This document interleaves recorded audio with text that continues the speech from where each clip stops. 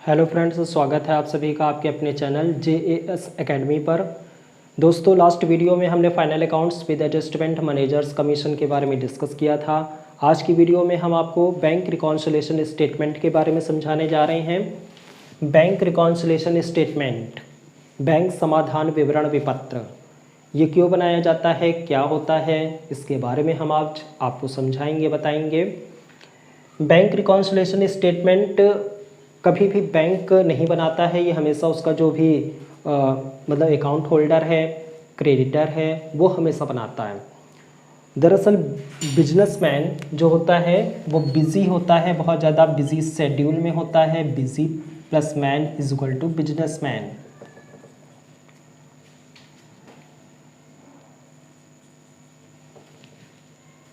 Busy plus man is equal to businessman, यानी कि एक ऐसा आदमी जिसका पूरा टाइम शेड्यूल बिजी हो, उसके पास में टाइम ना हो, उसको कहा जाता है बिजनेसमैन। यानी कि कोई भी बहुत बड़ा बिजनेसमैन हो, होलसेलर हो, रिटेलर हो, बहुत बड़ा बिजनेसमैन है, उसको bank reconciliation statement time to time बनाना होता है। ये क्यों बनाया जाता है? दरअसल जो भी प्रोप्राइटर होता है, ऑनर होता है अपने बिजनेस का, वो अपने बिजनेस में कैश बुक को रखता है और कैश ट्रांजैक्शंस यानी कि कितना पैसा बैंक में उसने अपने बैंक अकाउंट में जमा किया है, कितना ड्रॉ किया हुआ है, किसको कितना कैश दिया है, किससे कितना कैश रिसीव किया है, इन सभी बातों को रिकॉर्ड करता है अपनी कैश बुक में। एंड पासबुक में बैंक जो होता है वो अपने बैंक अकाउंट होल्डर को पासबुक प्रोवाइड कराता है, चेकबुक प्रोवाइड कराता है। यानी कि बैंक अपने अकाउंट होल्डर को चेक बुक देता है एंड पासबुक देता है। जितना भी बैंक अकाउंट होल्डर कैश को जमा करेगा बैंक में या ड्रॉ करेगा टाइमली, उसकी रिकॉर्डिंग होती है पासबुक में, और पासबुक में रिकॉर्ड करने का काम होता है बैंक का। यानी कि पासबुक में बस बैंक ही रिकॉर्ड कर सकता है और कैश बुक में ऑनर यानी कि प्रोप्राइटर कैश बुक में रिकॉर्ड करता है और पासबुक में बैंक रिकॉर्ड कर सकता है। इन दोनों ही बुक्स में बहुत ज़्यादा डिफरेंसेस आ जाते हैं। अब देखिए, जैसे कि suppose that passbook and cash book और पासबुक। मैंने किसी भी बैंक में 10,000 रुपीज़ डिपॉजिट करके बैंक में अकाउंट को ओपन कराया, तो ध्यान रखिएगा कैश बुक पे क्रेडिट हो जाता है 10,000 रुपीज़। ये हमारे सेल्फ डिपॉजिट है। जब भी बैंक की पासबुक क्रेडिट होगी तो हमारा बैंक बैलेंस इंक्रीज़ होगा, ज़्यादा होगा। और बैंक पासबुक में अगर डेबिट में रिकॉर्डिंग होती है, पासबुक में भी क्रेडिट और डेबिट के कॉलम्स होते हैं। अगर पासबुक के क्रेडिट के कॉलम में एंट्री होती है तो इसका मतलब है कि हमारा बैंक बैलेंस ज़्यादा हो रहा है। अगर पासबुक के डेबिट के कॉलम में एंट्री होती है तो इसका मतलब है कि हमारा बैंक बैलेंस कम हो रहा है। पासबुक के क्रेडिट के कॉलम में 10,000 रुपीज़ की एंट्री कर देता है बैंक, क्योंकि हमने बैंक में अपना करंट बैंक अकाउंट ओपन कराया है जिसमें हमको पासबुक मिली है, और पासबुक में 10,000 रुपीज़ हमारे सेल्फ बैंक करंट अकाउंट में जमा है, हमारे खुद के जमा है 10,000 रुपीज़, इसीलिए हमारा बैंक खाता क्रेडिट किया गया है। अब यहाँ पर कैश बुक में हम इसको 10,000 रुपीज़ लिखेंगे, वो भी पेमेंट के कॉलम में यानी कि क्रेडिट के कॉलम में, क्योंकि 10,000 रुपीज़ हमारे बिजनेस से ड्रॉ हो जाएगा और बैंक में डिपॉजिट हो जाएगा।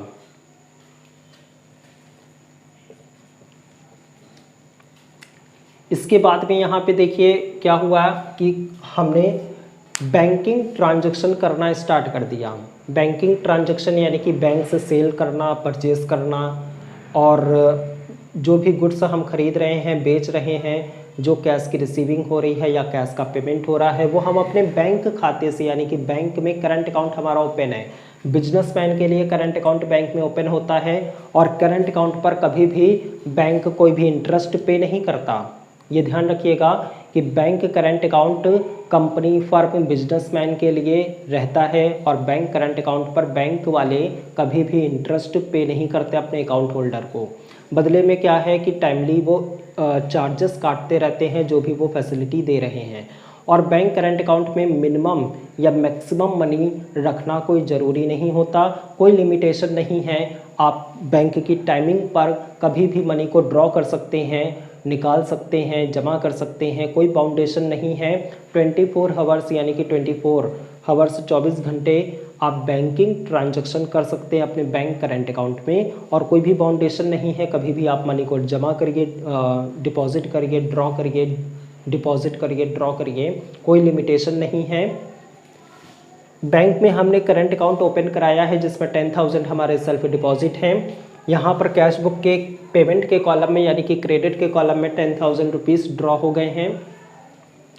हमने यहाँ पे बैंकिंग ट्रांजैक्शन स्टार्ट कर दिया है। मान लीजिए सपोज दैट हमने 2,000 रुपीज़ का गुड्स परचेज़ किया और हमने चेक से पेमेंट किया, यानी कि हमने 2,000 रुपये का गुड्स खरीदा और 2,000 रुपये का गुड्स खरीदने के बाद में 2,000 रुपये की चेक हमने इशू कर दी।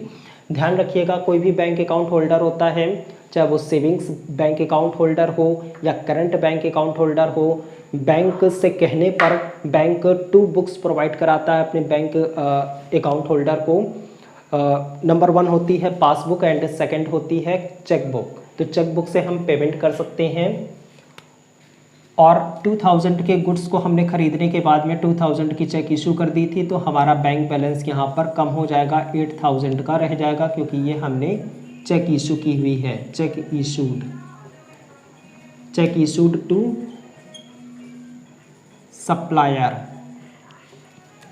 चेक इशूड टू सप्लायर यानी कि चेक हमने अपने सप्लायर को इशू कर दी थी, जिससे हमने गुड्स खरीदा था, परचेसिंग की थी 2,000 रुपीज़ का गुड्स को हमने खरीदा था। 8,000 का बैलेंस हमारा रह जाएगा बैंक बैलेंस। अब सपोज दैट मान लीजिए किसी भी कस्टमर को हमने गुड्स की सेलिंग की, वो भी उधार माल बेचा 1,000 का, उधार माल बेच दिया उसने 1 मंथ आफ्टर, यानी कि वो हमारा बैंक खाता संख्या जानता था। उसने क्या किया कि हमारे बैंक में हमको बिना बताए 1,000 रुपीज़ जमा कर दिए। प्रेजेंट टाइम हमने 1,000 रुपये का गुड्स की सेलिंग की थी, अपने कस्टमर को क्रेडिट सेल किया था, उधार माल बेचा था, 1 महीने का वक्त मांगा था हमारे कस्टमर ने कि 1 महीने बाद हम आपको पैसा वापस कर देंगे। 1,000 रुपये सीधे हमारे बैंक खाते में करंट बैंक अकाउंट में उसने जमा कर दिए, तो हमारा बैंक बैलेंस यहाँ पर इंक्रीज़ होगा, ज़्यादा हो जाएगा, 9,000 का हो जाएगा।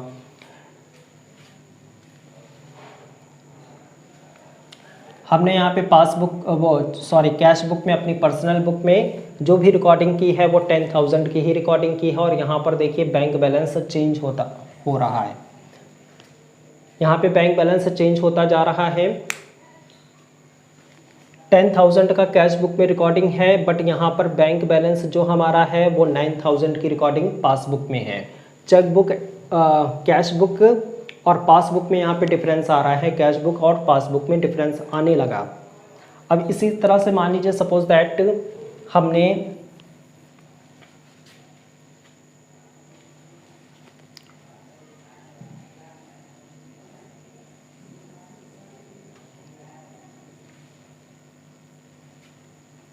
हमको बैंक बैलेंस अपना एग्जैक्ट पता नहीं, और हमने एकदम से गलती से क्या किया कि 19,000 की चेक इशूड कर दी किसी भी पर्सन को जिसके ऊपर आउटस्टैंडिंग बैलेंस कभी भी पड़ा होगा पास्ट का, और उसको 19,000 रुपये की चेक इशूड कर दी है। तो 19,000 की चेक बैंक पास कर देता है और यहाँ पर ओवरड्राफ्ट की फैसिलिटी दे देगा, क्योंकि कोई भी बैंक में अगर अपना बैंक करंट अकाउंट ओपन कराता है, अगर बैंक से उसका व्यवहार अच्छा है, जान पहचान का वो व्यक्ति है, तो बैंक वाले उसको बैंक करंट अकाउंट पर ओवरड्राफ्ट की फैसिलिटी देते हैं। हाँ, इस बात का होना ज़रूरी है कि बैंक से उसके रिलेशनशिप अच्छे हों, बैंक वाले उसको जानते पहचानते हों। तो बैंक वाले शॉर्ट टर्म के लिए बैंक ओवरड्राफ्ट की फैसिलिटी देते हैं, क्रेडिट इशू कर देते हैं। यहाँ पर 19,000 रुपये की चेक हमने एकदम से इशू कर दी और हमको अपने बैंक बैलेंस को पता नहीं था कि बैंक बैलेंस हमारा 9,000 रुपये का, 9,000 का हमारा बैंक बैलेंस है, यानी कि हमारी जो सेल्फ मनी है वो बैंक में ओनली 9,000 की जमा है, लेकिन फिर भी हमने 19,000 की चेक इशूड कर दी। अब यहाँ पे 19,000 की चेक बैंक वाले पास कर देंगे, यानी कि यहाँ पे 10,000 रुपीज़ को बैंक वाले अपने पास से देंगे, तो ये ओवरड्राफ्ट हो गया, ये ओवरड्राफ्ट हो जाएगा, यानी कि ये हमारा बैंक बैलेंस अब डेबिट बताने लगेगा। जब हमने बैंक में स्टार्टिंग में अपना बैंक अकाउंट ओपन कराया था, बैंक करंट अकाउंट ओपन कराया था, तो पासबुक के क्रेडिट के कॉलम में बैंक वालों ने एंट्री की थी कि 10,000 रुपीज़ आपका सेल्फ मनी जमा है आपके बैंक करंट अकाउंट में 10,000 रुपीज़ आपकी जमा है। ये पासबुक के क्रेडिट के कॉलम में 10,000 रुपीज़ स्टार्टिंग में चढ़ गया था। 2,000 रुपये का हमने गुड्स अपने सप्लायर से ख़रीदा था और बदले में हमने चेक इशू कर दी थी, क्योंकि हमको पता था कि हमारा बैंक में चालू खाता खुला हुआ है, करंट बैंक अकाउंट है और हम अपने सप्लायर से जो भी गुड्स खरीद रहे हैं 2,000 का हम उसको चेक इशू कर सकते हैं। हमने 2,000 की चेक इशू कर दी थी, चेक पास हो गई, 8,000 का हमारा बैंक में रह गया, यानी कि बैलेंस हमारा करंट बैंक अकाउंट में 8,000 रुपये रह गए। फिर हमने किसी भी कस्टमर को उधार माल बेचा था और उस कस्टमर ने हमसे ये कहा था, वो कस्टमर हमारा जान पहचान का था, उस कस्टमर ने कहा कि 1 महीने बाद हम आपके बैंक खाते में मनी को जमा कर देंगे, डिपॉजिट कर देंगे 1,000 रुपये का गुड्स। हमने उसको क्रेडिट सेल कर दिया था, उधार माल बेच दिया था, जान पहचान का हमारा कस्टमर था। 1 महीने बाद उस कस्टमर ने क्या किया, उस ग्राहक ने हमारे बैंक खाते में, हमारे बैंक करंट अकाउंट में 1,000 रुपीज़ डिपॉजिट कर दिए। अब यह हमारा बैंक बैलेंस 9,000 का हो गया, ये अभी भी क्रेडिट है। फिर इसके बाद में हमको पता नहीं चल पाया कि हमारा बैंक बैलेंस 9,000 है या 19,000 है, और हमने क्या किया कि चेक बुक हमारे पास में है और हमने चेक इशू कर दी। हमारे बैंक से टर्म्स अच्छे हैं, बैंक वाले हमको जानते पहचानते हैं, तो 19,000 की चेक एकदम से इशू कर दी है। यहाँ पे 10,000 की एक्स्ट्रा हो गया है। 9,000 तो हमारे सेल्फ मनी डिपॉजिट है बैंक में, बैंक वाले 9,000 रुपीज़ हमारे बैंक से ही निकाल के दे देंगे, लेकिन 10,000 रुपीज़ भी दे देंगे, यानी कि हमारी टोटल 19,000 रुपये की चेक को पास कर दिया जाएगा। यहाँ पे 10,000 रुपये बैंक वाले अपने पास से दे देंगे, यही ओवरड्राफ्ट की फैसिलिटी होगी। पहले स्टार्टिंग में हमारा 10,000 का बैलेंस क्रेडिट था, अब हमारा 10,000 का बैलेंस कहाँ आ गया, डेबिट में आ गया, यानी कि अब हम बैंक के कर्जगीर हो गए हैं। हमारी सेल्फ मनी डिपॉजिट नहीं है, जबकि हमको 10,000 रुपये अब हमको देने हैं बैंक में। शॉर्ट टर्म लोन है 10,000 का, बैंक 1 साल के लिए ये प्रोवाइड कराता है, और बैंक ओवरड्राफ्ट पर अकाउंट होल्डर को, बैंक करंट अकाउंट होल्डर को इंटरेस्ट भी पे करना होता है, इंस्टॉलमेंट में पेमेंट करना होता है, इंस्टॉलमेंट में प्रिंसिपल प्लस इंटरेस्ट इंक्लूड होता है। तो ओवरड्राफ्ट का जो भी 10,000 का बैलेंस है, जो भी ओवरड्राफ्ट की फैसिलिटी बैंक ने हमको प्रोवाइडर को, तो इसको क्या करना है कि आपको इंस्टॉलमेंट में पेमेंट करते जाना है विद इंटरेस्ट। अब यहाँ पर देखिए 10,000 का क्रेडिट में लिखा हुआ बैलेंस है और यहाँ पर 10,000 का डेबिट में बैलेंस है। देखिए यहाँ पे डिफरेंस आ रहा है, कैश बुक एंड पासबुक में डिफरेंस आ रहा है। ये क्रेडिट बैलेंस शो कर रहा है कैश बुक एंड पासबुक में डेबिट बैलेंस शो होने लगा 10,000 का। इन दोनों बुक में डिफरेंसेस आने लगा, कैश बुक एंड पासबुक में। इन डिफरेंसेस को दूर करने के लिए हम क्या बनाते हैं, बैंक रिकॉन्सिलिएशन स्टेटमेंट बनाते हैं, जिसका बैंक में अकाउंट ओपन है, यानी कि बैंक करंट अकाउंट होल्डर हमेशा बैंक रिकॉन्सिलिएशन स्टेटमेंट को प्रिपेयर करता है टाइमली। ये देखने के लिए कि ऐसा क्यों हुआ कि कैश बुक में और पासबुक में क्यों डिफरेंसेस आ रहे हैं, उन डिफरेंसेस को वो फाइंड आउट करता है। उसके बाद में वो बैंक रिकॉन्सिलिएशन स्टेटमेंट को प्रिपेयर करता है।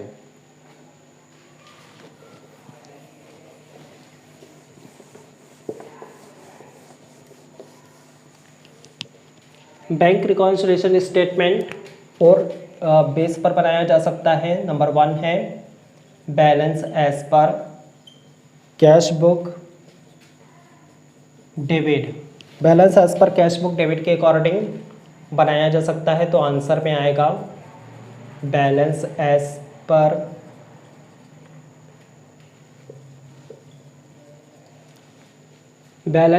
पर कैश बुक डेबिट। आंसर में आ जाएगा balance as per passbook credit. Number 2 base होगा balance as per passbook credit. Answer में आ जाएगा balance as per cash book debit.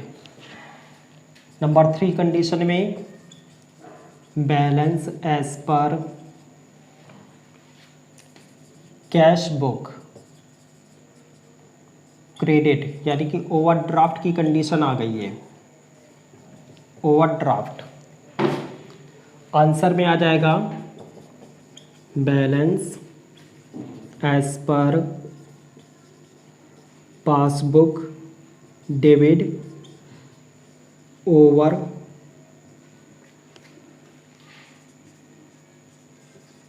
Overdraft. Number 4 condition में balance as per passbook debit overdraft. Answer में आ जाएगा balance as per cash book credit overdraft. तो ये 4 बेस पर प्रिपेयर होता है। नंबर 1 बेस है balance as per cash book debit, answer आ जाएगा balance as per passbook credit. Number 2 condition balance as per passbook credit, answer आ जाएगा balance as per cash book debit. 3rd step में balance as per cash book credit overdraft, answer में आ जाएगा balance as per passbook debit overdraft. Number 4 condition balance as per passbook debit overdraft, answer आ जाएगा balance as per cash book credit overdraft. 4 base पर आपको bank reconciliation statement prepare करने के लिए आता है। अब इन 4 स्टेप का जो भी है, देखिए यहाँ पर first condition and 4th condition equal है, ये सेम है फर्स्ट एंड 4th। ध्यान रखिएगा फर्स्ट एंड 4th का जो भी है वो रूल एक जैसा लगेगा, लेकिन यहाँ पे 2nd condition and 3rd condition में जो रूल आपको फॉलो करना है वो एक जैसा है, इक्वल है। ध्यान रखिए first condition and 4th condition same रहेगी, सेम रूल आपको फॉलो करना है। 2nd condition and 3rd condition same रहेगी, सेम रूल आपको फॉलो करना है।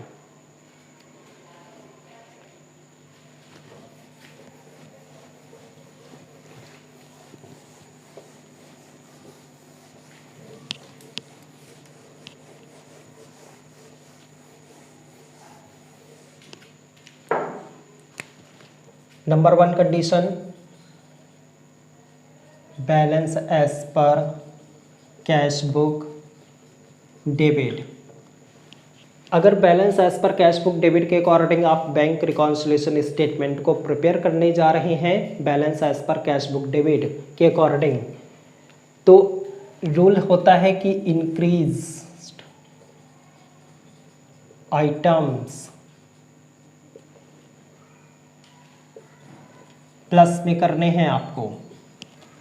जो भी बैंक बैलेंस को इंक्रीज करेंगे, ऐसे आइटम्स जो बैंक बैलेंस को इंक्रीज करेंगे, ज़्यादा करेंगे, उनको आपको प्लस में रिकॉर्ड करना है, प्लस में लिखना है, क्योंकि बैंक रिकॉन्सिलिएशन में प्लस और माइनस का कॉलम होता है। देखिए यहाँ पे फॉर्मेट भी हम आपको बता दें, format of bank reconciliation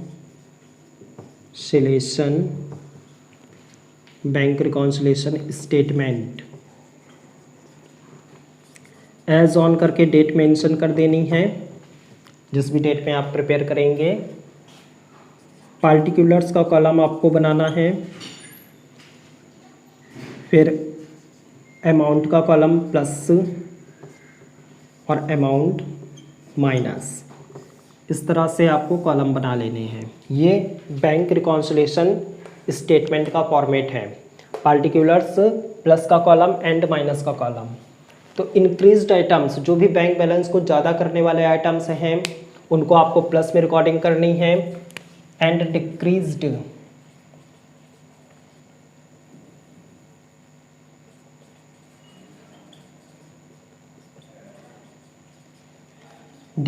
items को आपको माइनस में रिकॉर्ड करना है। जो भी बैंक बैलेंस को डिक्रीज करेंगे, कम करेंगे, ऐसे ट्रांजैक्शन, ऐसे आइटम्स को आपको माइनस में रिकॉर्डिंग करनी है। Number 2, balance as per passbook credit. Balance as per passbook credit के अकॉर्डिंग बनाने पर इंक्रीज्ड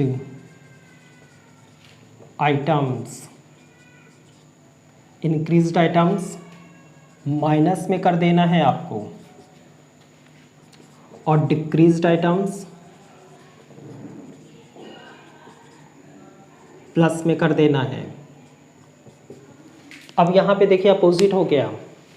फर्स्ट कंडीशन हम कैश बुक डेबिट के अकॉर्डिंग बनाने पर अगर जो बातें बैंक बैलेंस को ज़्यादा करेंगी उनको प्लस में रिकॉर्ड करना है, और जो भी आइटम्स हैं, ट्रांजैक्शन हैं, बैंक बैलेंस को कम करेगा उसको माइनस में आपको रिकॉर्ड करना है।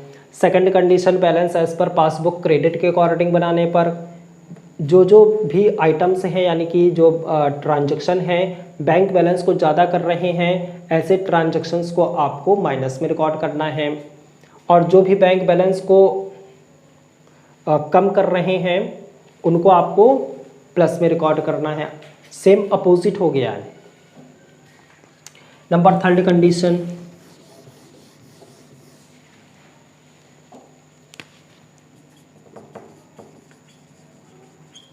बैलेंस एज पर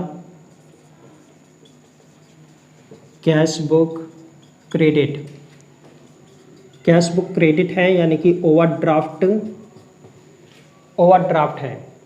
अब यहाँ पर रूल होगा इंक्रीज्ड आइटम्स। जो भी बैंक बैलेंस को ज़्यादा करने वाले ट्रांजैक्शन हैं उसको आपको माइनस में ही नोट करना है, माइनस में ही रिकॉर्ड करना है।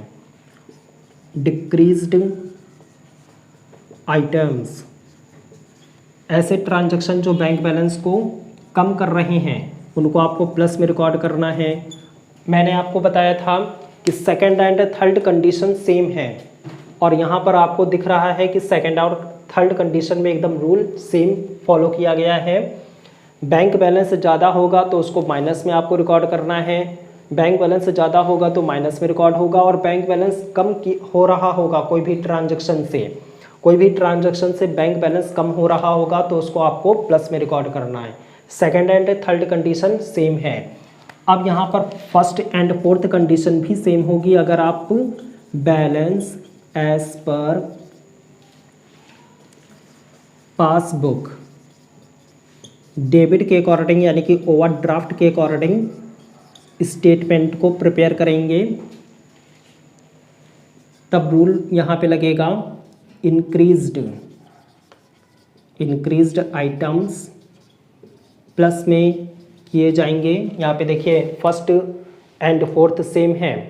ज़्यादा करने वाले ऐसे ट्रांजैक्शन जो बैंक बैलेंस को ज़्यादा कर रहे हैं उसको आपको प्लस में रिकॉर्ड करना है, और डिक्रीज्ड आइटम्स जो भी ट्रांजैक्शन बैंक बैलेंस को कम कर रहे हैं उनको आपको माइनस में रिकॉर्ड करना है। एक बार फिर से समझिए, 4 बेस पर हम बैंक रिकॉन्सिलिएशन स्टेटमेंट को बना सकते हैं। Balance as per cash book debit के अकॉर्डिंग अगर हम बनाएंगे तो आंसर में आ जाएगा balance as per passbook credit. Balance as per cash book debit के अकॉर्डिंग बनाने पर इंक्रीज्ड आइटम्स, ऐसे ट्रांजैक्शन जो हमारे बैंक बैलेंस को ज़्यादा कर रहे हैं प्लस में रिकॉर्ड किए जाएंगे, और डिक्रीज्ड आइटम्स यानी कि हमारे बैंक बैलेंस को कम करने वाले ट्रांजैक्शन, ऐसे ट्रांजैक्शन जो हमारे बैंक बैलेंस को कम कर रहे हैं माइनस में रिकॉर्ड किए जाएंगे। सेकंड कंडीशन में देखेंगे balance as per passbook credit के अकॉर्डिंग बनाने पर आंसर में आ जाएगा balance as per cash book debit. तो balance as per passbook credit के अकॉर्डिंग बनाने पर इंक्रीज्ड आइटम्स, जो भी बैंक बैलेंस को ज़्यादा करने वाले ट्रांजैक्शन हैं उनको आपको माइनस में रिकॉर्ड करना है, और जो भी बैंक बैलेंस को डिक्रीज करने वाले आइटम हैं, कम करने वाले आइटम हैं, उनको आपको प्लस में रिकॉर्ड करना है। थर्ड कंडीशन है balance as per cash book credit overdraft. Answer में आ जाएगा balance as per passbook debit overdraft. तो balance as per cash book credit overdraft के अकॉर्डिंग हम स्टेटमेंट बना रहे हैं। तो इंक्रीज्ड आइटम्स, जो भी बैंक बैलेंस को ज़्यादा करने वाले ट्रांजैक्शन हैं उनको आपको माइनस में रिकॉर्ड करना है, और बैंक बैलेंस को डिक्रीज करने वाले आइटम्स, कम करने वाले आइटम्स को आपको प्लस में रिकॉर्ड करना है। यहाँ पे सेकंड और थर्ड कंडीशन एकदम सेम है, इक्वल है, वही रूल फॉलो हो रहा है। फोर्थ कंडीशन में balance as per passbook debit overdraft के बेस पर अगर हम बनाएंगे स्टेटमेंट, आंसर में आ जाएगा balance as per cash book credit overdraft. और यहाँ पर रूल है इंक्रीज्ड आइटम्स प्लस में करना है आपको। ऐसे ट्रांजैक्शन जो बैंक बैलेंस को ज़्यादा कर रहे हैं प्लस में रिकॉर्ड किए जाएंगे, और ऐसे ट्रांजैक्शन जो बैंक बैलेंस को कम कर रहे हैं माइनस में रिकॉर्ड किए जाएंगे। यहाँ पर देखिए first and fourth condition equal है जिसमें एकदम सेम रूल फॉलो हुआ है। सेकंड एंड थर्ड कंडीशन में रूल सेम फॉलो किया गया है। आई होप आपको ये वीडियो समझ में आ गई होगी कि बैंक रिकॉन्सिलिएशन स्टेटमेंट को किस तरह से प्रिपेयर किया जाता है। नेक्स्ट वीडियो में आएगा ये हम आपको बताएंगे।